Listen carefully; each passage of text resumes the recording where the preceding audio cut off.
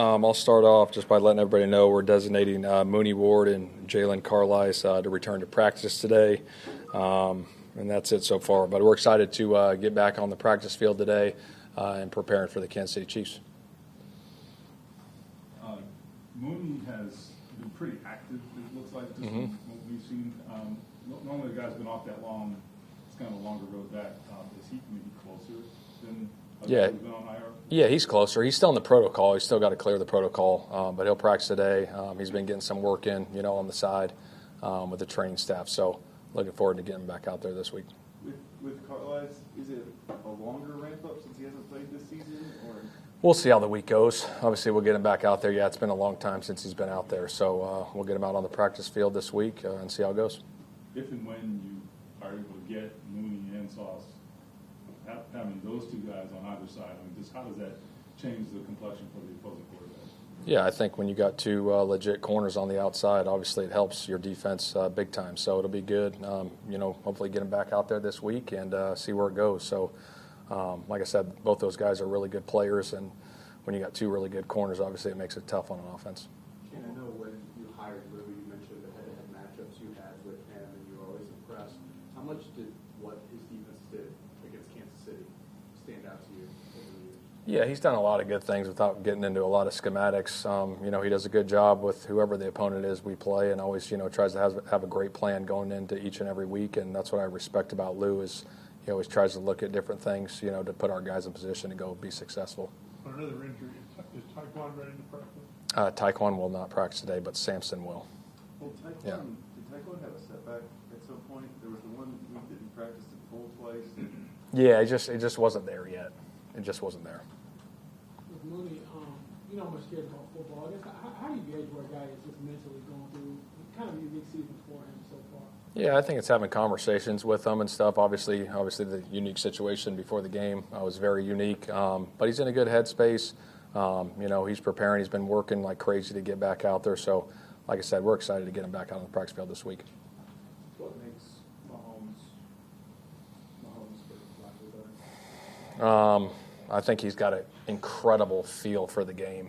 Incredible feel. I think his instincts are some things that you probably can't coach when you watch him on tape. The plays he makes outside of the pocket, stepping up in the pocket, getting out of the pocket, the throws, the cross-body throws, the down-the-field throws, the intermediate throws.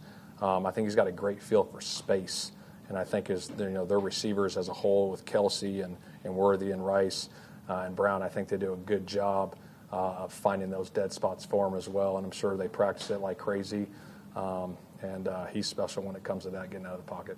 When you maybe self-scouted during the bye, just when you looked at how Tyler's been used in so many different ways, what maybe just jumped out? It was a self-scout. There's a lot of things. But, yeah, we use them in different ways. Yeah. with that though, with Tyler, just the ability that he had, I could ask a better question. Yeah.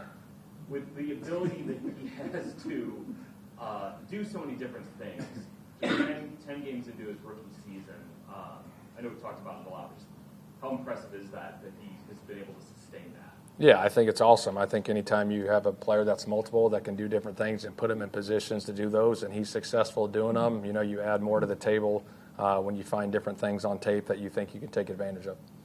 Shane, there obviously seems to be a lot of trust between you and Daniel. I'm wondering, what is it about his mentality that fits so well with the way you try to coach the quarterback position? I think the biggest thing that stands out to me is the way he sees the game. He sees it the right way. When you talk football with him, a lot of guys, you go through it visually, going through the tape, looking at different things, but also you can have side conversations where you don't have to look at the tape and you kind of have, hey, here's what they're playing, we're thinking this versus this, and he can picture it in his head. And I think that pays huge dividends for us, especially through the week of preparation and how we go about our business and different checks we can get to and different looks that he sees, that we sees, to try to put us in position. And I think the communication, the back and forth with myself and the rest of the offensive staff has just been tremendous with him. Shane, with Daniel, when he was in New York, they did a lot more quarterback design runs than you guys have done with him this year. Was there a point in evaluating him with tape or whatever through the offseason that you decided we don't need to do that for him to be successful? Yes and no. I think obviously he still has that element to his game, but we got a pretty good running back, as you guys know. That's pretty good that we can hand the ball off to. So that's been working pretty good, and we got to continue that. And if there's ever a time and the place for the QB run stuff, obviously we'll have it up. During the bye, when you guys looked over things, did anything jump out at you about the protection, not necessarily the offensive line, but the protection that's kind of been leaky the last couple weeks?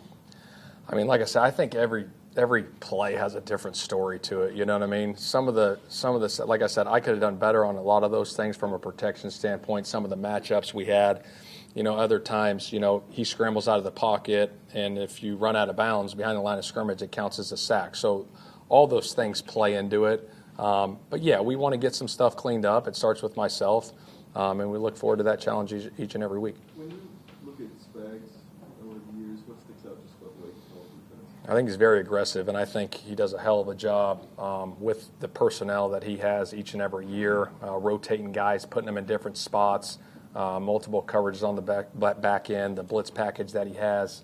Does a lot of different things, that you got to be ready for each and every week. And he's been doing it at a high level for a long time. So just a ton of respect for him. Kind of a random question, but throughout your career, how have you learned how to coach emotion? Like you play an emotional game, the highs are high, lows are low. Yeah. Have you learned from anybody along the way? I think that's a great question. I think in this business there are highs and lows, but I think the biggest thing is being just emotional stable and being steady through the whole thing, because you're going to go through your lows, you're going to go through your highs, and it's how you respond to the lows. It's easy to respond to the highs when everything's going good, but when you have lows, I think that's when your character comes out, the person you are, who you are, and I think that's, like I've always said this, that's how you grow, as an individual, not as just a player and a coach, but as a human being. You're going to go through hard times, and you got to battle through those things emotionally, and you got to have great support around you to get through those times too. Do you coach up at all Kansas City's history and who they've been in the AFC? Do you play that to your team? Well, we know they've been incredible, and they're still an incredible team this year. You look at them statistically, they're in tops in every category. And so we know we're going into a hostile environment against a damn good football team. And so, we got to be on our details. And I told our guys this morning, I said, we're not chasing a finish line, like we're chasing progress. That's what we're looking to do each and every day, is to get better. It's one day at a time, 1 week at a time. I think last year they were either 10-0 or 11-0 in one-score games and 0-5, I think is the stat this year. Does this Kansas City team feel and look a lot like the team that we saw last year that made it to the Super Bowl again, even though it has a different record? Yeah, I think for whatever reason, some of those games just haven't went their way. They're in every single game. They're right there. If the ball bounces one way, one game, ball bounces the other game, shoot, they win all of them, So they're a hell of a football team, and we got to be ready to go. How has that team just changed, or not thinking of a great word, how is this team different than maybe the team that you coached against in the Super Bowl a couple of years ago? Was there anything that you noticed or sticks out? I still think they're coached really, really well. I got so much respect for Coach Reed and what he's done in his career. His resume speaks for itself.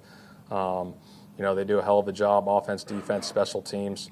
They got a good veteran presence. Obviously, the quarterback is one of the best in the world. So we got to be on it with our details and everything we do. We know it's going to be loud, handle the noise, all those different things that we got to do this week, to go be successful. Anthony Gould practice? Yeah. Shane, Carlies' constant presence can maybe on the outside look like micromanaging. I guess, what is it about her constant presence that actually endears herself to you, the other coaches, and the players, the whole team? Yeah, I think it just shows that she cares so much about this organization and her players and this team, and trying to do anything and everything to help this organization be successful and win. And, anything that we need to get done around this building with the players to make it better, she does it. And I think that speaks volume as an owner, knowing that, she has everyone's back in this building to do it right and do it the right way. Her mission statement, to entertain, inspire, unite, and win the right way. And, she lives that every day. And it's great, the involvement that she has on the practice field, in the meeting rooms, on the sideline. She's always around. And I think that carries a lot of weight, in this league. Any other update on Last one here. Anthony Richardson? I know you could have technically came back to Yeah, he's doing good. Obviously, I actually just had a conversation with him in my office. He's in good spirits, just rehabbing the eye, and we'll see where it goes from there.